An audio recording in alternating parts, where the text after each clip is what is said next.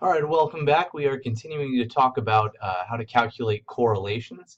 In the last couple of videos, we showed how we can visualize the patterns of correlations using scatter plots.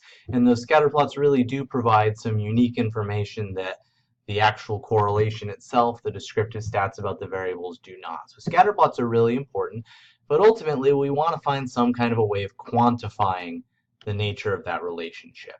To do that, we calculate what's called the correlation coefficient. So remember last video we talked a bit about linear correlations. Those are correlations that, of course, are where the relationship is something that approximates a straight line, as opposed to curvilinear correlations where two variables can be very closely related, but in a way that sort of follows a curve. So this only works for linear correlations, where there's a straight line type of relationship happening. So when we have a linear correlation, again, we can sort of visualize how strong the relationship is. We've seen some of those examples. But again, it doesn't let us attach a precise number to it. It doesn't let us quantify it. We need a little bit more precision than just eyeballing what's happening in the scatter plot itself. So here's the key question of a correlation when we're talking about exactly how strong it is. What we're saying with correlations is there a pattern where people that score high on our x variable also tend to score high on our y, and people that score low on our x variable also tend to score low on our y? If you kind of map that out, what that looks like in a scatter plot, that's a positive correlation. Score high on one variable, tend to score high on the other, vice versa. Or we could be looking at a pattern where people that score high on x tend to score low on y, and people that score high on y tend to score low on x. If that happens often enough, we have a negative correlation. Again, if you chart that out, that's what it looks like. If you're high on one variable, you tend to be low on the other. So at the heart of the correlation coefficient is trying to answer that question with as much precision as possible. To what extent do variables tend to move in a positive linear trend, where where people that are high on one tend to be high on the other, and low on one, low on the other? Or to what extent do they appear to follow that negative linear trend, where scoring high on one is associated with scoring low on the other? So our correlation coefficient is this little guy here, this little lowercase r. You've actually seen that before in the class a few times, even before this module. But r is again called a Pearson's R. It requires that we have at least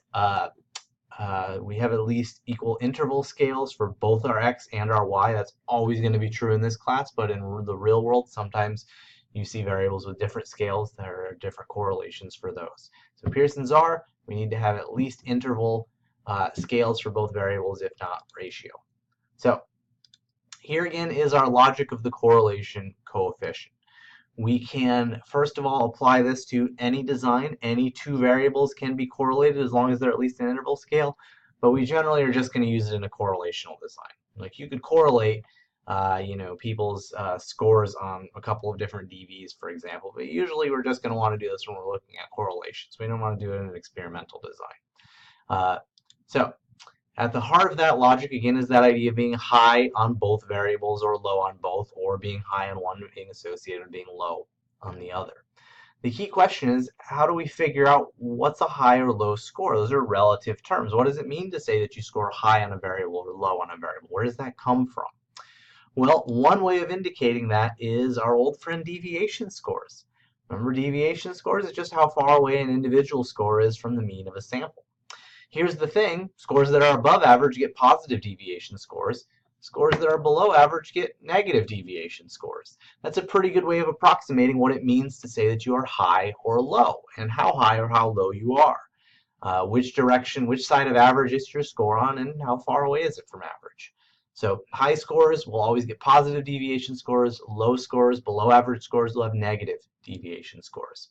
How do we use this? Well, we can calculate people's deviation scores for both x and y, and then we can multiply them together. This is what's called creating a product. So you multiply someone's deviation on the x score by their deviation on the y score. Here's the logic behind that. If you are above average on both variables, you're going to have two positive deviation scores. So when you multiply them, you get a positive product. If you are below average on both variables, you are going to have two negative deviation scores, but of course, multiplying a negative by a negative will give you a positive product as well. If that happens enough times, if people are on the same side of average on both variables enough times, you're going to get a lot of those positive products when you multiply the deviation scores, enough of them, and you'll get a positive correlation coefficient. Or on the other side of things, if people are consistently above average on one variable and below average on the other, you're going to have one positive deviation score multiplied by one negative deviation score. That's always going to give you a negative product. If that happens again often enough, you will have a negative correlation coefficient. So that's kind of the logic behind it, and that's how we sort of turn this into a precise, quantified way of representing our relationship. So that's kind of the definitional way that correlation coefficients work. But again, there are lots of different ways to get that result.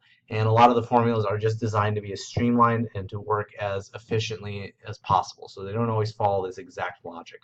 We're going to see it both ways, as we often do with the definitional formula that follows the logic of what we're doing, and a computational formula that is just designed to be quicker. So pause for a minute to talk about our first point of emphasis here. Again, there are lots of different correlation coefficients. R is by far the most common. It's used more than all the rest of them put together, but you can correlate just about any variable with just about any other variable. You just can't do it with R all the time. Sometimes you need different forms.